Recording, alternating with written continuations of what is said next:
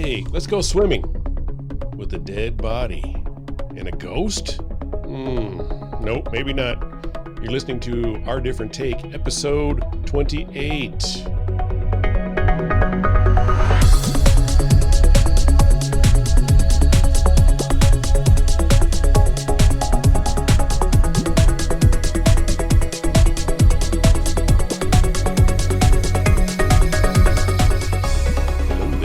Welcome everyone to Our Different Take. My name is Brian, proud father of two awesome boys, Jedi podcaster. This is the way.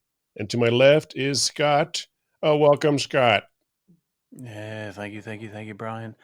I am a father of 3 children, 3 girls, married. I'm interested in conspiracy theories, paranormal, spiritual, alternative health, which is something we haven't talked a whole lot about. We need to do that. And most other things that people think are weird. So I am excited again about tonight's episode, talking about a place in India, a haunted Indian habitat. So looking forward to talking about that and then answering a few questions about conspiracy theories in general. Should be a good one. Episode 28. Our year anniversary is coming up. Wow, Scott. that's amazing. Yeah. I still feel like I'm just newly married to you. Well, it's still a year, so yeah, I guess we're still in the honeymoon phase, aren't we? No. What are you supposed to give on a year anniversary? Is it like a piece of wood? If I remember right. Is it wood? Hey, baby. Don't go. I got some wood for you, baby. Every woman loves to hear that from their man, don't they? So romantic. That is romantic. That's romantic. You ever listen to that ZZ Top song we were talking about, Woke Up with Wood? You still haven't, have you? No. Why do I even mention these things if you don't know? See, here it is now. It's a year now. We can start fighting. See, we're already fighting. Yeah, it's not a year yet, so we can't fight for at least another week. Okay. All right. Just lay off. A year. That's awesome, though. That's fantastic. Yeah. And thank you to all of our wonderful listeners who have made this possible. Well, the traditional gift theme, by the way, is paper. Paper for the first year anniversary. Yeah, it's paper. Huh. So, right. So I'm all about origami. Anybody wants to make me like a little pelican or something? I'm down with that. All right. Well, that'll be in February. We'll have a paper anniversary. That's horrible. Okay. If you make it like your first year of being married, you should get more than paper. Maybe that's like a marriage certificate paper. Probably. Because you're so poor usually. The first year you married, you're like, I don't have any money for anything. I'm sorry. Here's a piece of paper. Oh, honey, you love me so much. Is it cardstock? Get out! No, that's the second year. oh yeah, sorry. Make your own business cards or whatever after that. Well, sorry, I digress here a little bit. Well, we put out a question to our listeners on our Facebook group, ODT Nation. If you're not on there, you need to be. And also our Instagram channel on Our Different Take. And if you're not on there, you really need to be on there because we have a lot of cool stuff going on there. It's a happening place over on the gram, isn't it? It is a happening place. We need 10 more people to follow us before we get the 500 followers, which is pretty awesome. Yeah, we got some pretty awesome followers, I gotta say. Yeah, for real. Well, the question I asked pretty much was, do you have a question to ask us? Personal, business related, whatever. And I said, most likely answer it. We'd probably answer it unless there was some kind of crazy question that we would not want to answer on the air. But we had 2 questions submitted, so we'll answer those real quick before we get started. All right. Looking forward to it. What are they? All right. The first question was from our Facebook group, ODT Nation. And the person that asked this will remain anonymous. But they asked, and this is for you, my friend Scott. Oh, okay. Yes. Why is Scott so incredibly handsome Did an angel smile on him when he was born? Oh, wow. The floor is yours, my friend. Um, Man, I wish I had a great answer for that, because that is a question that burns in my head sometimes. It's amazing that it's not just me that it burns in, though. It's apparently burning in other people as well. Why am I so incredibly handsome? And did an angel smile on me when I was born? Must have been maybe a whole chorus of them A that herd of did angels? that. A herd, is that what you call a bunch of angels? A herd of A angels? herd or a gaggle? A gaggle? Google? A flock of angels? Yeah, that sounds better. Because they ran so far away. I don't know. Yeah. Anyway, so I don't know. I wish I had a great answer to that. Maybe somebody else can chime in and say, I don't know what. It's been a year, Brian. Why am I so incredibly handsome? I mean, you probably have some kind of destiny that you haven't realized yet. Hmm. Destiny. So that's what I'm Maybe thinking. like I'm supposed to be on a runway somewhere or walkway Well, doing the not catwalk. unless you're a pilot. I'm too sexy for this shirt. Too sexy for this Yeah, shirt. no, no, I'm pretty sure that's not what you're for. It's not it. No, Damn it. no, I'm not sure. We probably need to start doing video again on the podcast. That way Hmm. we can see where your destiny leads you. Yeah. It's Yeah. still out there. So I'm you are kind of incredibly handsome for some reason. if I think if we did too many videos, then all my these people would be like stalking me and stuff, and be all like I'd have every time I'd go to work, there'd be like all these women out in front of my car blocking me from going and stuff. I don't even Well, I don't think I can handle that. I So guess it's yeah. best to remain anonymous. So So yeah, sorry, anonymous question asker. I don't have an answer for you, but thank you for that. It was beautiful and incredibly touching that you noticed. absolutely, we do appreciate that. Question number 2, Mark. Hmm. This was an email sent to us through our email, which is show@ourdifferenttake.com. And this was addressed to both you and I.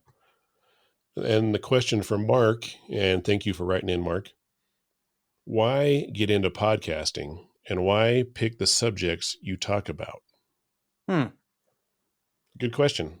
Yeah, Do you this is want a to great start? question. Well, I think this was your brainchild. This was your baby. I'd like to hear from you. Why did you decide to get into podcasting? I started podcasting back in 2013, where we started a podcast called Gone Nerdin', me and a guy named Jeremy. Mm-hmm. And basically, we just started it so we could talk about things we like to talk about, and put it out there and see if someone gets entertained by the goofiness that we portrayed at the time. And did they? Yeah, actually, at one point, we were in a news article saying one of the best 10 new nerd podcasts that were out there. Wow. Yeah, I can't remember the name of the magazine. Maybe it was a 10-year-old typing it up in his basement. I'm not sure.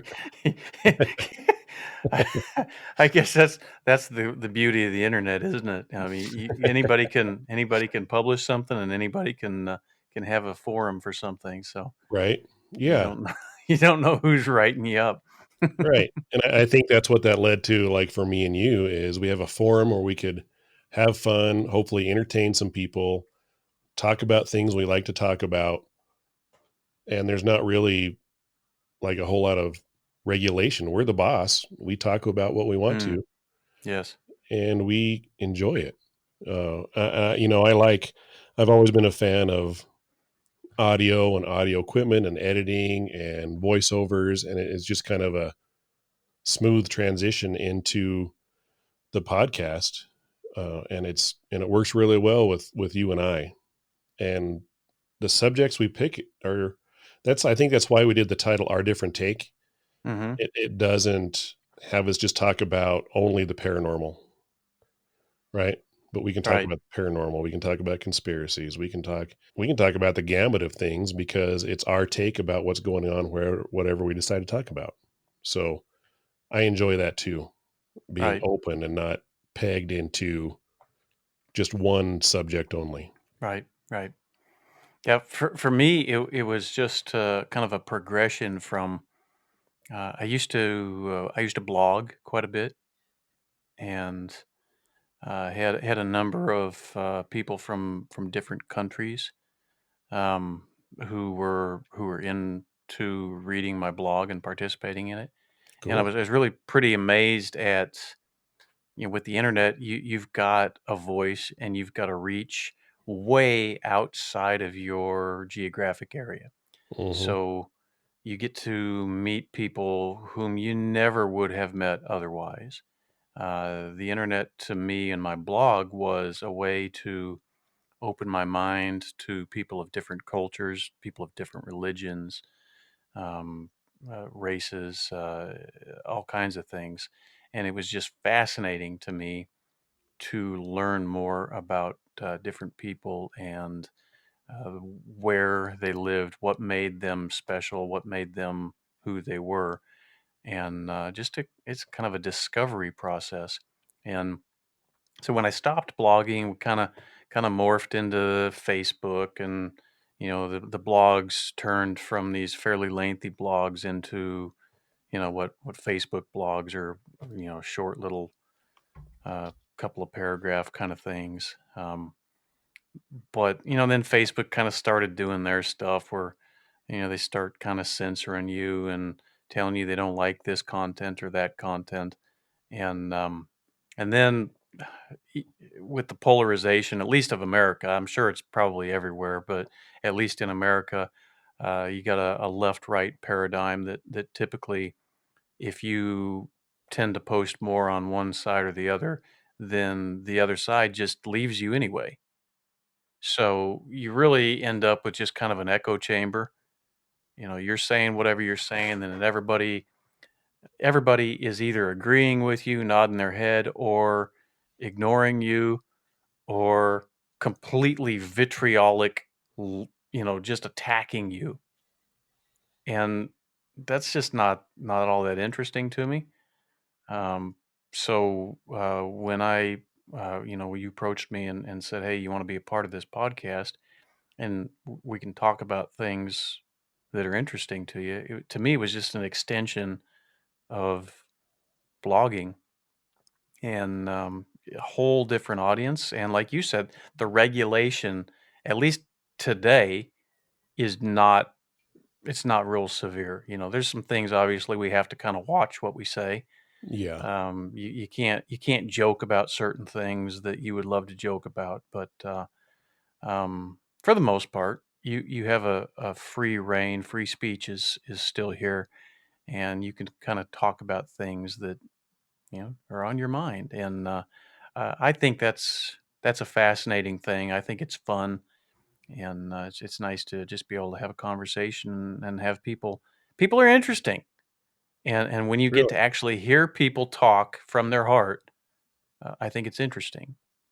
And that's what this podcast is to me, is a couple of guys just talking about what's on their mind and heart, and hopefully it's interesting to people out there. Yeah, and what's cool too is you make acquaintances and friends with people all over the world that you normally wouldn't. Definitely. Yeah, and I think that's huge. I love that. Yeah, yeah, me too. Me too. Just like the blog, you get to meet people. Like, we got a whole lot of listeners in India, and I think that's just awesome. I love that we have listeners in India. I used to actually had a Pimsleur um, Hindi language learning CDs. I was trying to learn that. I didn't get too far into it, but one of my bucket list goals was to be able to go to India and just kind of suck up the culture and see what it's like over there. It's a fascinating place, and so you just get to see these things. You get to talk to these people, and to me, it's fascinating. Love it. I agree. I agree. I love it too, and I hope that comes across to our listeners as well because we love all you guys too. Yeah, for real. All right, let's get into it here. So we've got first thing we're going to talk about is Dumas Beach. Had you ever heard of Dumas Beach before? I had not. Of course, living in Texas, there's a city in Texas called Dumas, or as we here in Texas affectionately refer to it as dumbass. But Hey, I've ate the Brahms there before. have you? Hmm. Yeah. Yeah, well, it's quite the city Yeah. up near Amarillo in the Panhandle. Yes. But this is not that. So No. do tell what happened in Dumas, India. Quite far from that, in fact. So this place, it's called Dumas Beach in India. And this place is famous for being in the top 35 haunted spots in India. So where it's located, it's 13 miles southwest of the city of Surat, and it's a pretty popular tourist destination, actually. It's pretty close to the coastal town of Gujarat, which is said to be haunted too, actually. Now, Gujarat, isn't that where Gandhi was from?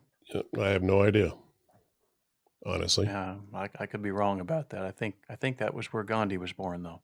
Could be so. Well, it's not far from there. Hmm.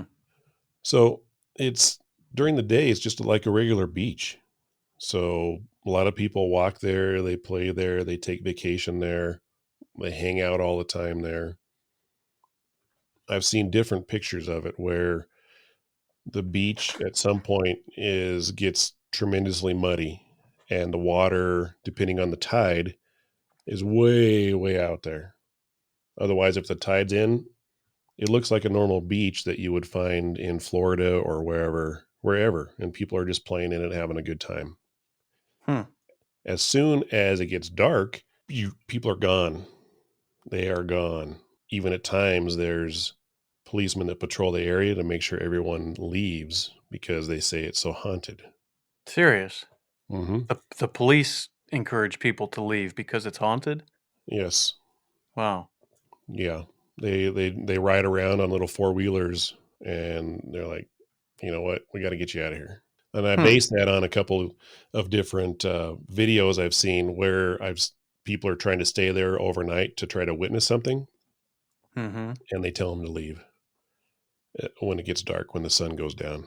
So they some people have tried to stay there overnight, and the rumors are some people never come back, or they've had worse experiences to share than that. Worse than never coming back. Yeah.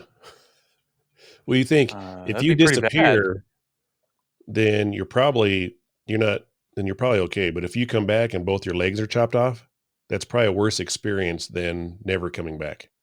No, wait a minute. People have come back with their legs chopped off. Well, no, that was just an example. That was a Brian Oh, example. I was gonna say, man, that would suck.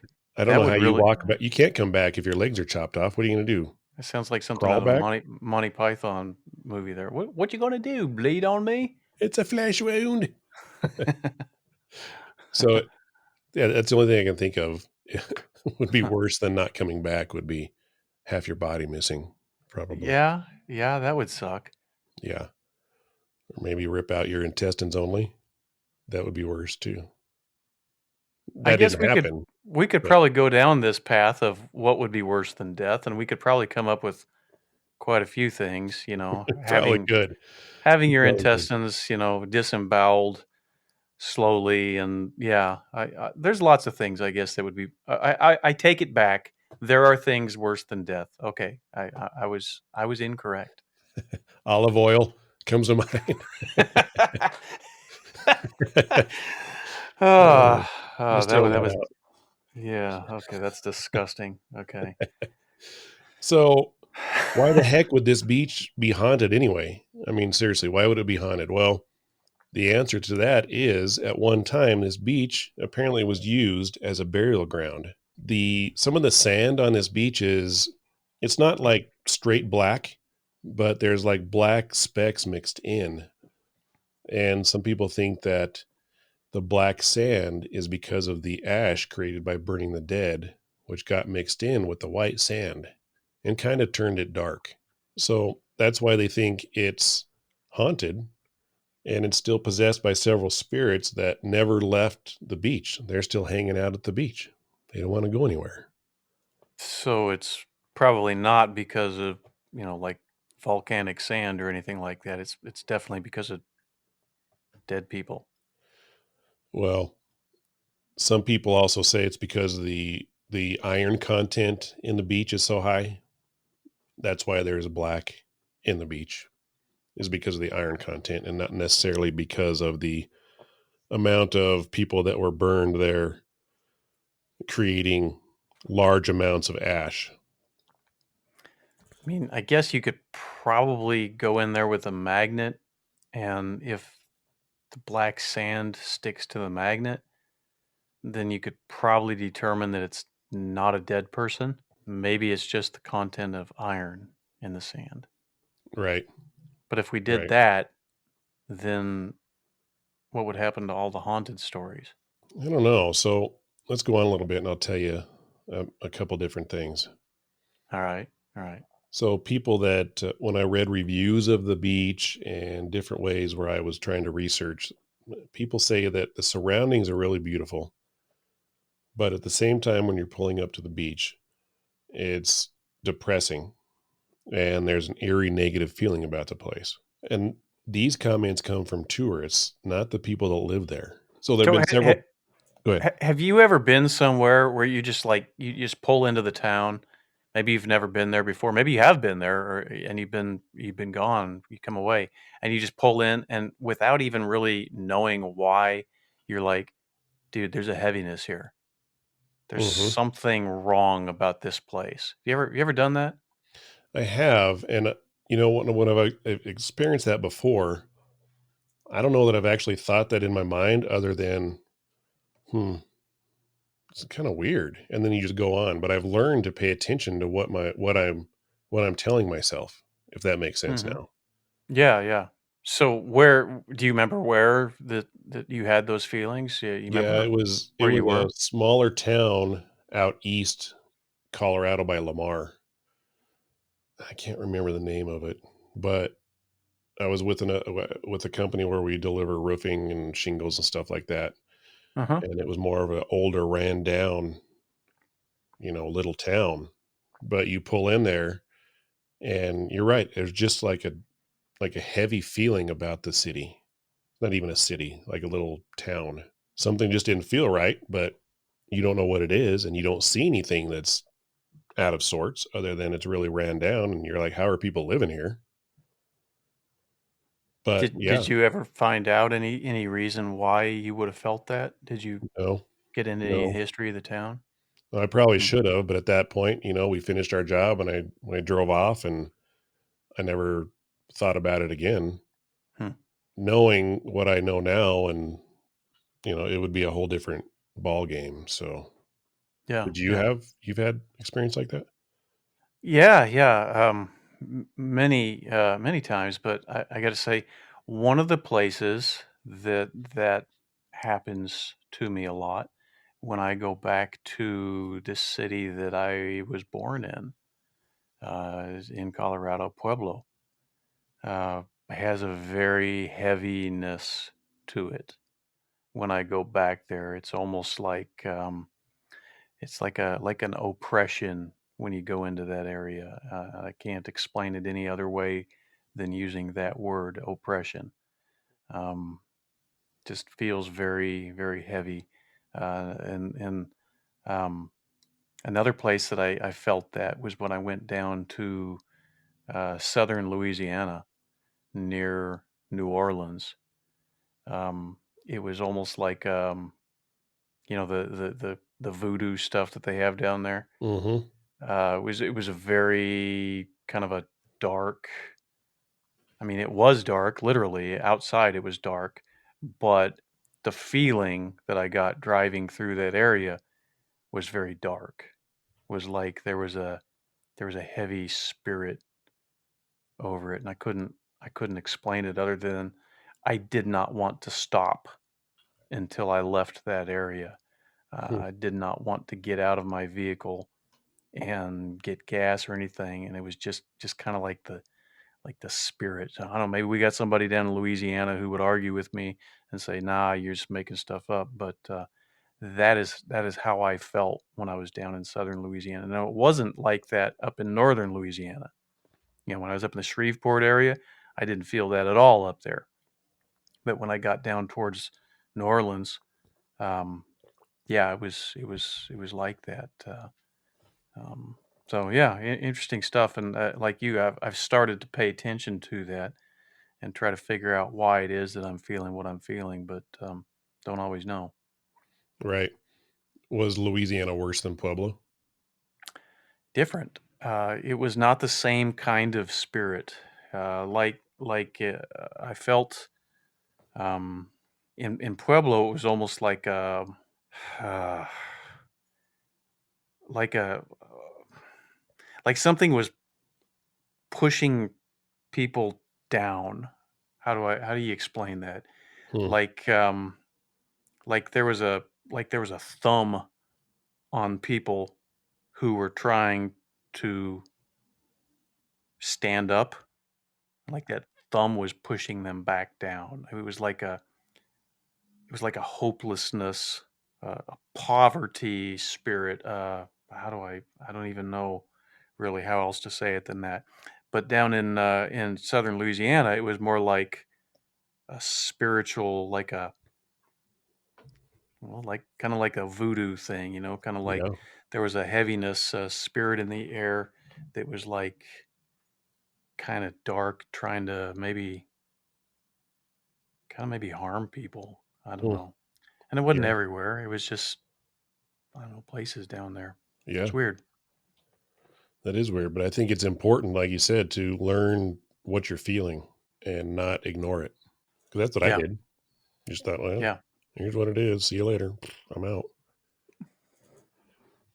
But we do have listeners actually in Pueblo, I'm sure. So if you guys feel the same thing, please let us know. We'd like to talk to Yeah. you I about it. would definitely be interested in hearing if I'm alone in that. Because I always did feel kind of like that even when I lived there. But when I have left and when I come back, it's it's even more noticeable to me now than it ever was when I lived there before. So yeah, curious if you happen to be in Pueblo and you hear this. I'm curious to see if you have felt similar things, and feel free to call me out on it. Tell me I'm wrong. I'm willing to hear that. Sure. But if you agree, I'm interested in hearing that too. Yeah, absolutely. Well, back on Dumas Beach, Yeah, sorry about there's that. no, no, you're good. Hey, segways are the best, actually. So several tourists and locals, they've gone missing. A man was found dead on the beach and his tongue was like popping out of his mouth and no one Uh, could find a reason for it, Gross. right?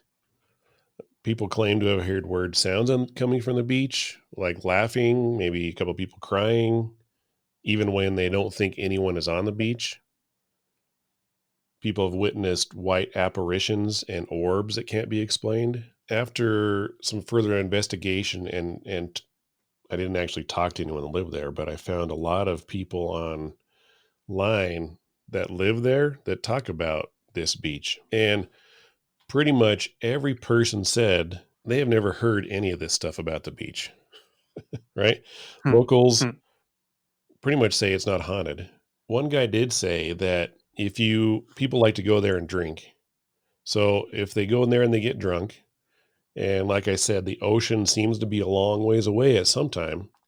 If you keep walking, the sand gets extremely muddy where you can sink up to your knees actually in the mud and get stuck. Hmm.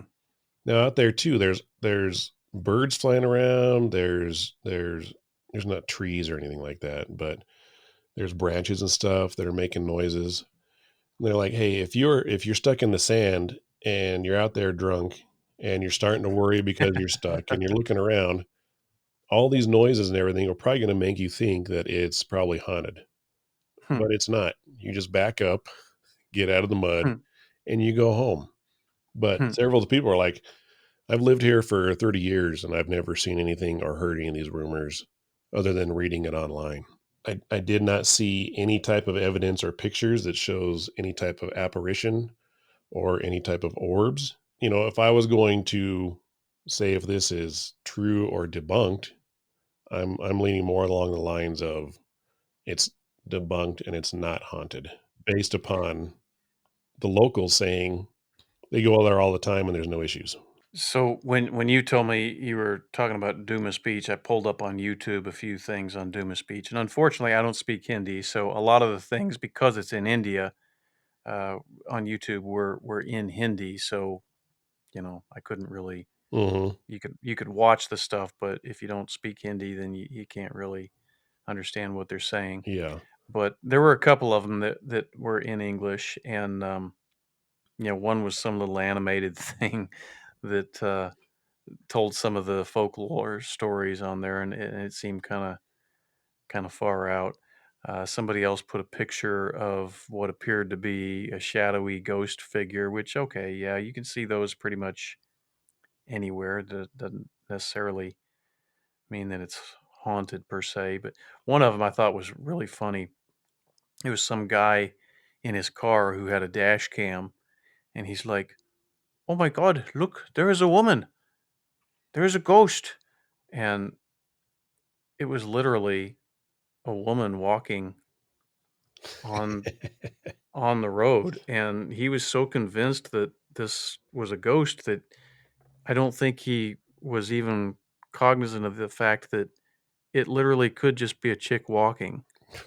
Right. Right. I mean, so, if you're in the mindset of, "Hey, this is a haunted place," well, then you're probably gonna believe that it's a haunted place, and, Hmm. if not, then I tend to believe that there's probably ghosts just about everywhere. So maybe everywhere is haunted, or nowhere. It's I don't know. Yeah, it depends. It's all based upon, I think a lot of it is your preconceived notions before you even get into it. Because I've seen a couple videos as well. Because there's so many ghost hunters out there now. I Hmm. mean, they're all over the place, and there's good ones and there's bad ones. And a couple that I've watched what are really bad is they go into a house. You guarantee there's nothing there, but they're screaming and yelling at everything around every corner, and there's really nothing there, just for views. There's nothing there, which kind of Yeah. makes me upset because I mean that's not what you're there for. And if you're a ghost hunter Right. out there, you know what I'm talking about. Yeah. Everybody's out there trying to make a name for themselves, and I think there's legitimate things that you want to focus on if you're in that, but you're not always going to see those things when you're out there, you know, doing your ghost hunting, and so you don't want to take the time that you've invested and basically going back to that Geraldo Rivera thing we talked about a few episodes back, where Geraldo's like, "We've found the Al Capone's millions," and so they spent 3 hours on network TV drilling through a bunch of stuff and found absolutely nothing the whole time. Right. And so if you're one of those ghost hunters that you've invested some money and some time into finding some ghosts and you don't find them, and so now you're like, well, hell, what are we going to do? How are we going to get our money back from this? And so all of a sudden now you're like screaming at things that aren't there, and trying to make it look like you found a bunch of stuff that you didn't find. So that's disingenuous, and it's unfortunate that not every time that you're looking for something that you're going to find it. But that doesn't discredit the many people who legitimately do see things Hmm. when they Right. are out, and a lot of times they're not necessarily looking for them when they find them. Yeah. Yeah. There's some really good ghost hunters out there that, they got some really good video and audio on things that really make you wonder. Right, right. We appreciate their hard work. Yeah, no, I definitely, I'm a believer that there's something. I don't have any idea what ghosts are. Religious background that I grew up in, they were I was told they were demons or something like that. I don't think that is the case any longer. I don't think they're demons. Maybe they are. I don't know, but I don't think so. But I don't know what they are. They definitely seem to have characteristics of people, but not all the characteristics of people, right? I Right. mean, you can't necessarily conjure them up, or you can't really tell where they're going to be or why or what or how. I mean, I don't know. It's weird. It is, and a lot of time, I don't want to say a lot of time, but they sometimes they seem ambivalent. They're just hanging out and then they just disappear and not really there to hurt anyone or anything like that. They're just hanging out. Right, right. And that was the thing to me that made me think that all that religion that I'd grown up with that said they were demons, that probably tells me that's not the case. Because I know many people who have reportedly seen ghosts, and some of them say, yeah, it's a legitimately frightening experience. But many of them are like, no, no, it didn't scare me at all. I don't, Hmm. and they've just kind of grown accustomed to seeing these apparitions, and there's nothing frightening about it. Maybe they'll turn the lights on and off, or maybe they'll parade around the house or something like that, but not particularly frightening. So, to me, I think it would if it was a demonic thing, there would be an element of fear involved in it, and there is not always. That's a whole different subject. We can even delve deeper in another podcast, Mm, which we probably I should. hope so. Yeah, yeah, Yeah. definitely. Let me get our marketing department to write that. Hey, write that down, would you? All right. They're gonna take care of it for us. Yeah, yeah. Marketing department. They're in the room with me here. So Are they they probably, now? Okay, yeah. yeah. So Dumas Beach.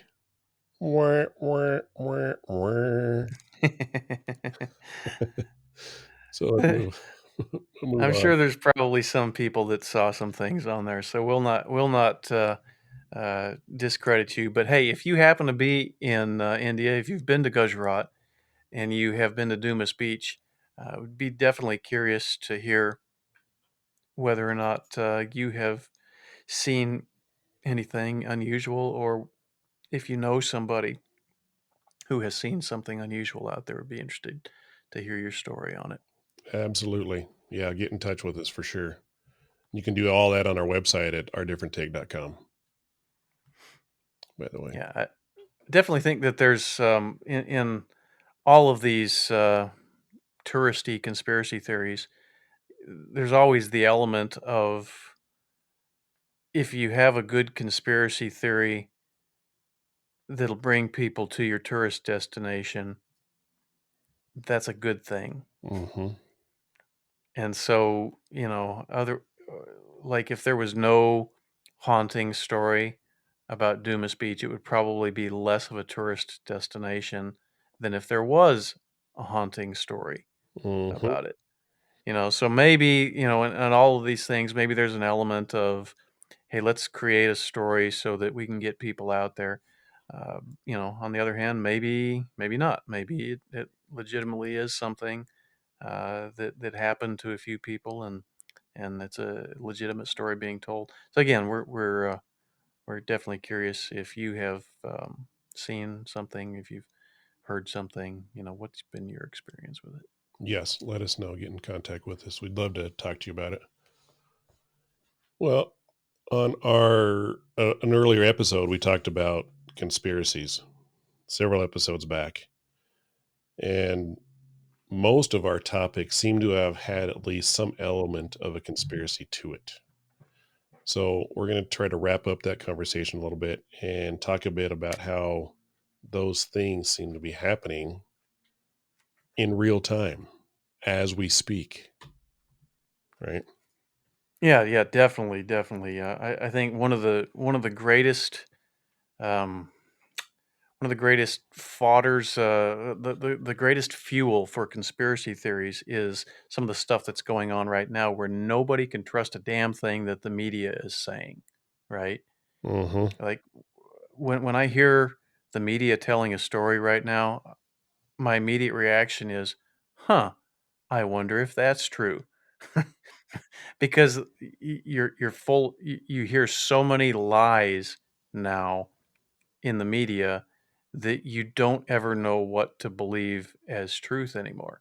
So when you don't know what to believe as truth, everything is just kind of like, huh, well, this story sounds interesting. Maybe there's something to it. And even if there's nothing to it, it's just kind of like, huh, maybe there is though. And so you start to talk to other people about it. And if other people tend to believe like you, then now all of a sudden you got a conspiracy theory going. Right. And so I think that that's a huge thing that's going on right now as people all across the world have started to kind of wake up to the idea that maybe we're not being told all of the truth. And I think, for a lot of people in America, that conspiracy theories were like, oh yeah, you're a nutcase if you believe that. Until this last year in 2020, where I had so many friends come up to me and say, look, you've been talking about conspiracy theories all these years. I thought you were crazy, but now I kind of am right there with you. And I might even be more of a conspiracy theorist than you. I'm like, really? Well, cool. Well, welcome aboard. Well, I think But go it's ahead. it's becoming, like we said before, it's becoming more mainstream now to What be what a what part is becoming conspiracy, more? just plain old conspiracy theories. Yes. I mean, they're And everywhere, and like you said. and really, I think honestly, if you're going to do good journalism, you have to look at both sides of a story. And it seems like that's the one thing that's definitely missing today is, the press comes up with a story and that's the truth. Mhm. Maybe somebody in Washington D.C. or somebody in power somewhere says this is the storyline that you're going to tell everybody. Anything else is a conspiracy theory and you're going to treat it as such. And so it really doesn't make any difference whether the story that they're telling is true or not. They've basically squelched any opposition to it, and that in and of itself creates doubts and conspiracy theories. When you tell somebody you cannot argue with this narrative that we're telling, then all of a sudden there's a bunch of people going, well, why? Why can't I argue with it? There, is there something wrong with it? And so it just creates that. I mean, to me, it creates a lack of trust when you tell people you can't question, or when they try to question, and all of a sudden now they start gaslighting you. Uh, Gaslighting, one of those things that is a big deal in conspiracy theories Mhm. circles, but not necessarily everybody knows what that is. But gaslighting is you didn't really see what you thought you saw, or you don't really know what you think you know. And so people tell you over and over again that you're wrong about something, and here's the proof that you're wrong. And the proof may not be proof at all, but it sounds authoritative enough, and they say it often enough that you begin to question whether or not you actually know what you think you know. So gaslighting seems to be one of the things that they're definitely doing in real time right now. And repetition is another thing. Uh, there were some legitimate issues with this last election as far as, in the U.S. As to whether there was fraud in there. Now, whether or not you believe that there's fraud is irrelevant. They were telling us over and over again that all of the things that were seen as fraud we're not. Let's just move on to the next. You're a conspiracy theorist if you believe this. There's nothing to see here. There's nothing to go on here, and don't even look at it. And they said it over and over and over again to the point where people who were legitimately questioning it were immediately shut down by, oh, well, that's just a conspiracy theory. Okay, well, maybe it is. Does that mean it's false? Right. But conspiracy theory has been turned into a pejorative where if it's conspiracy theory, well, it's crazy.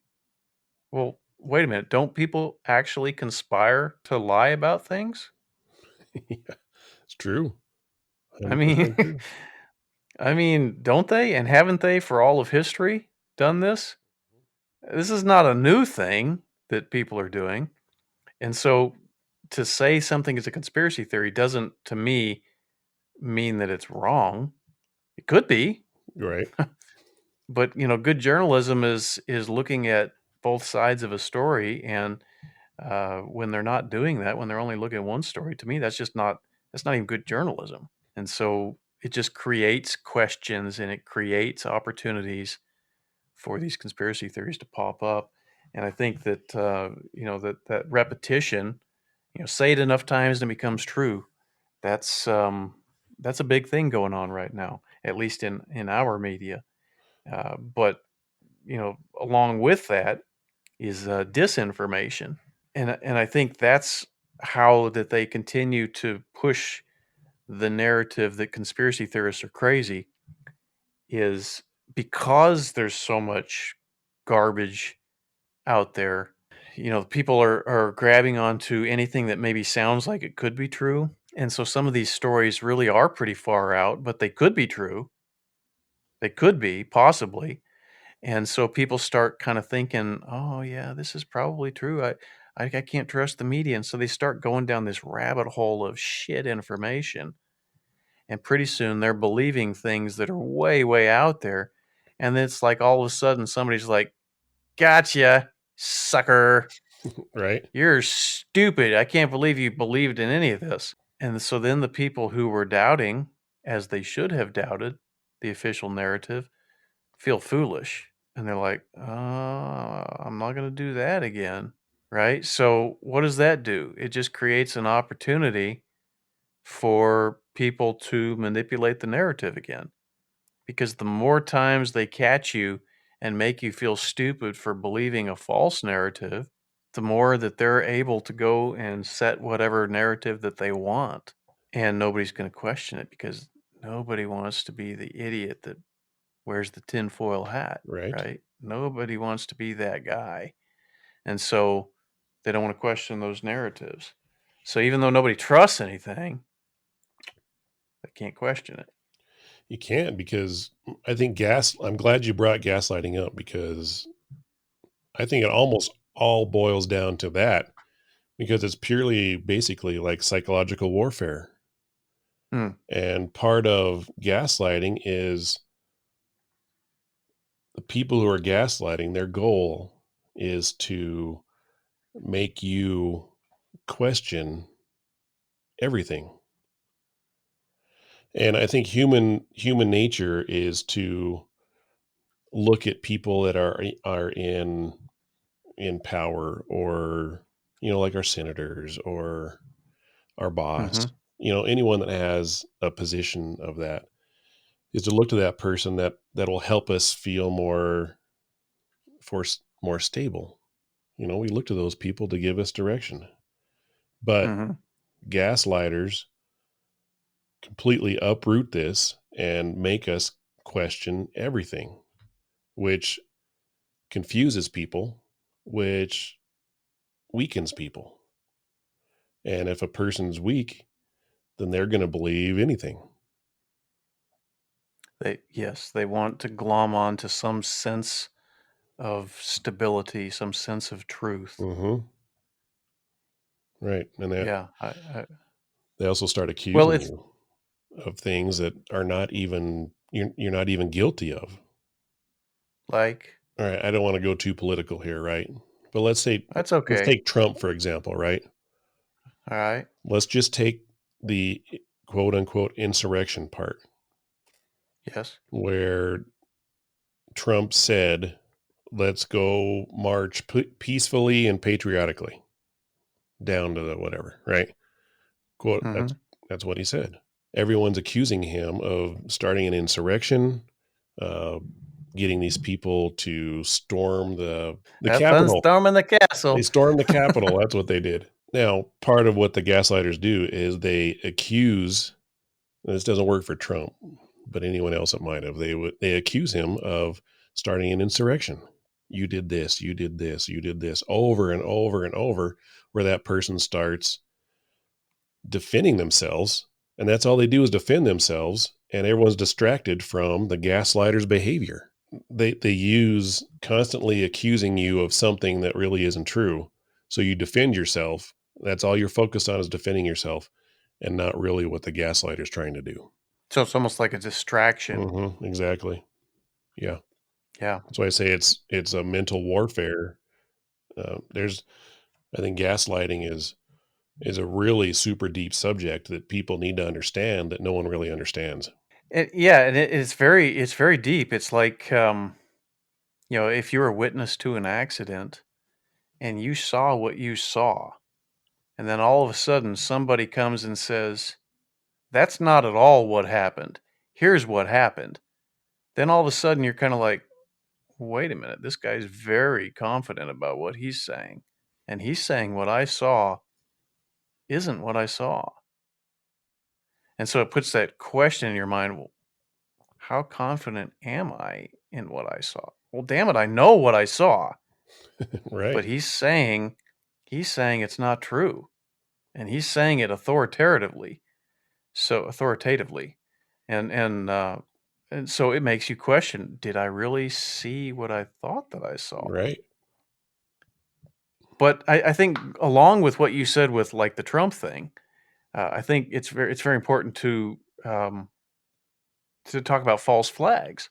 False flag operations are, goes back to the day when militaries used to, put flags, maybe go into battle with a flag or put a flag on their airplanes or whatever. I guess they still do that. So somebody might attack maybe their own country with the flag of an enemy. So, maybe if they're trying to start a war between Russia and the United States, they might put an American flag on a on a different country's plane and fly it into Russia and drop a bomb. And that's a bad example because technology would probably tell them, who it was. But you know, let's just say that the technology part's not an issue here. So the Russians see the American flag on the plane, and they're like, "Oh, well, that's an act of war." Well, it is an act of war, but who started it? Maybe it was somebody in Russia who was invested in weapons makers and wanted the business that the war would create between Russia and the United States. And so they start a war. That's probably again a bad example because maybe like Russia and Georgia or some smaller country, that Russians could easily win. Russia and the United States might end up in a big nuclear. So that's probably a bad example. But this kind of stuff happened in our own history. The Gulf of Tonkin incident is what got us into the Vietnam War, and that was a false flag. It's been proven to be a false flag where we went to war with Vietnam over something that basically, Vietnam did not attack us in the Gulf of Tonkin. We attacked ourselves and said that we were attacked by Vietnam, and that was our excuse Mm, to go into Vietnam. yeah. And I think there was another one where um, Israel was had a ship out there in I don't even know where it was. It was like in the 1967, something like that, where they said that Egypt attacked them, but it wasn't really Egypt. It was like an Israeli airplane attacked an Israeli ship, and they blamed it on Egypt as a pretext for getting us and Israel involved in a war with Egypt. So it's a false flag. Sure. We're saying that somebody did something and blaming it on somebody else. And so when you have something like what happened in Washington at the Capitol riots, or even what's happened with Black Lives Matter, uh, it's really hard to tell who's involved in what. There are many people in the Black Lives Matter movement who are very sincere, that really feel passionate about what they're trying to protest, that they really feel like that many people think that Black lives don't matter. And so they're out there with a sincere heart trying to gain attention to that. Is it possible that somebody has co opted that movement with violent protesters to, get in there and try to stir up civil war, basically?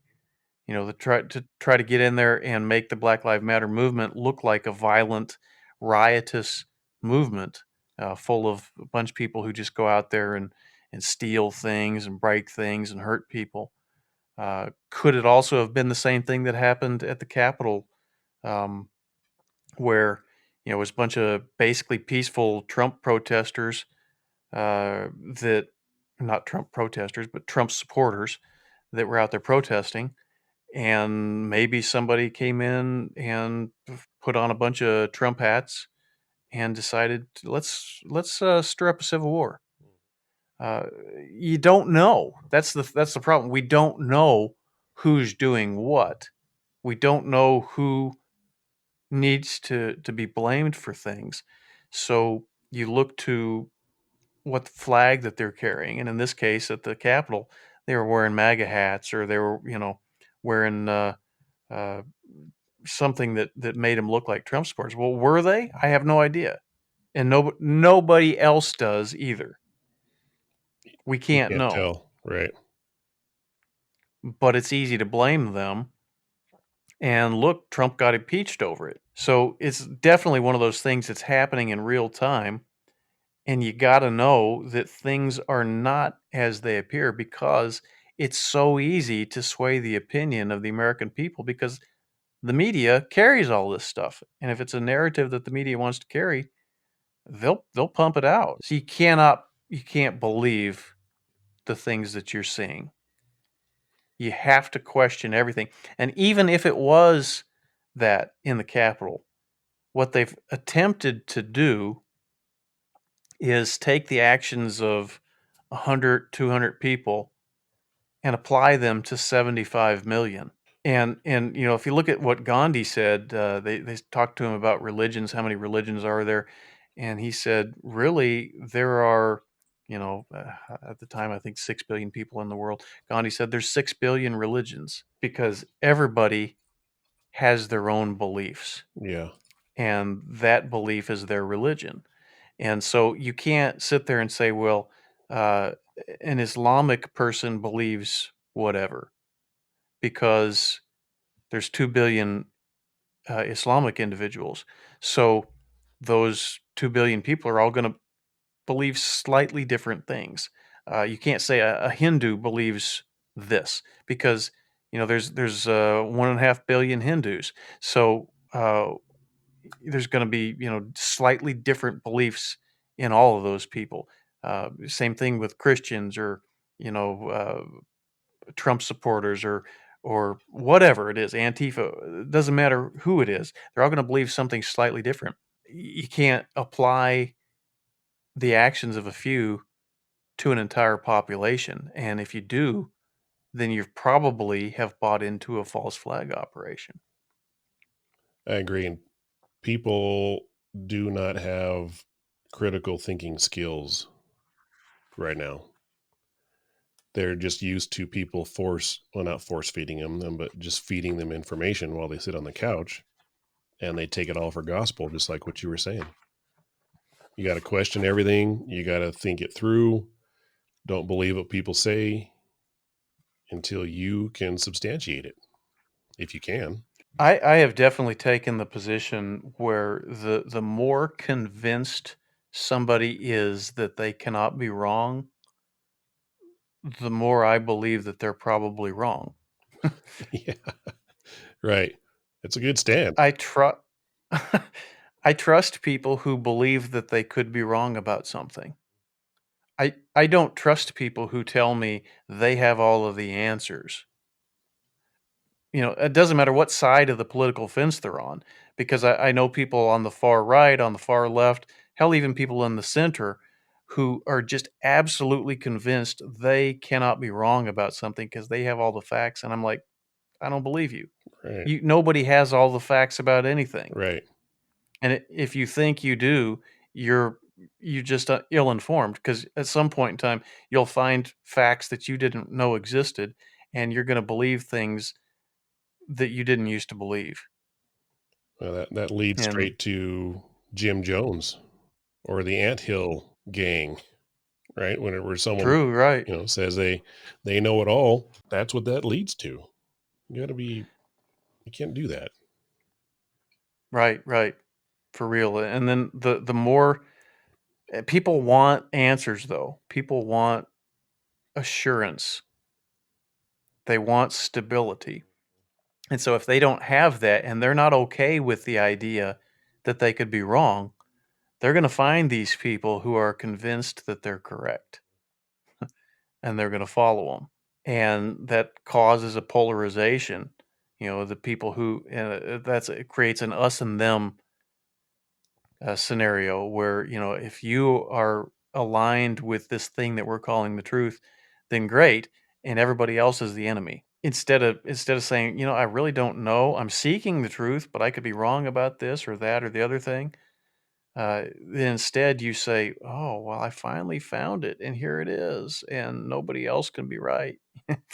And now you've created an us and them, and an enemy, and somebody who's right. Sure. And it's very problematic, but it's definitely happening right now all over the damn country.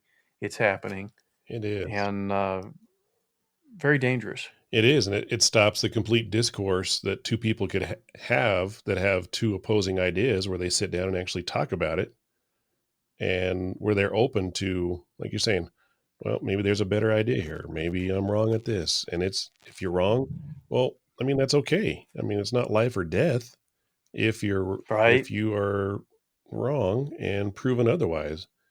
It doesn't, we're probably that way on this podcast half the time. We're okay with that, right? But if someone wants to talk about it, then it doesn't hurt our feelings, and we'll just talk about it and we'll move on. We're happy to do that. And that's the problem that I have so much with all of this censorship, and the idea that social media has to be the arbiters of truth on everything. They have to come out and say, "Well, this has obviously been debunked, and so we're going to shut it down." Because in order to debunk something, you have to be able to see the other side.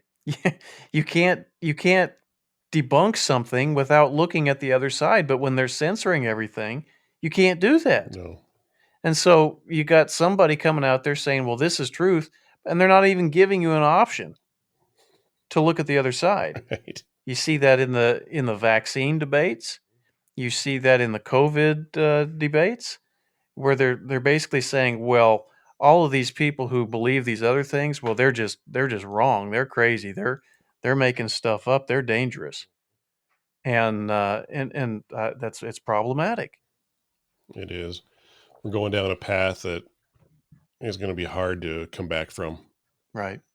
I agree. Yeah, it's unfortunate. That's why you have to tune into this podcast.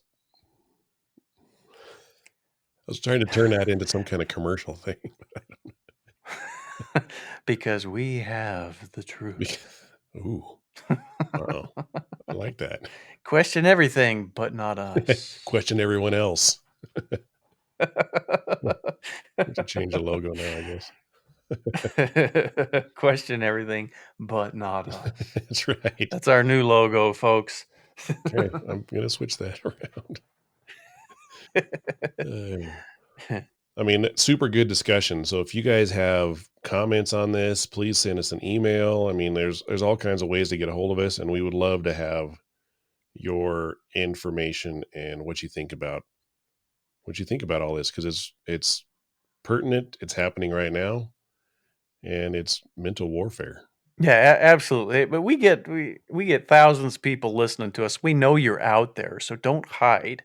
Go out there and tell us what it is that you want to tell us. Get on and let us know your questions. Let us know your thoughts. We want to hear what you're saying. And like I say, if you want to remain anonymous, that's fine. We will honor that request. We don't mind at all. But communication is the key here. So, and we want to hear from you. All right. I guess that's it. You have anything else? I don't. I don't. So I would just say thank you for listening this week.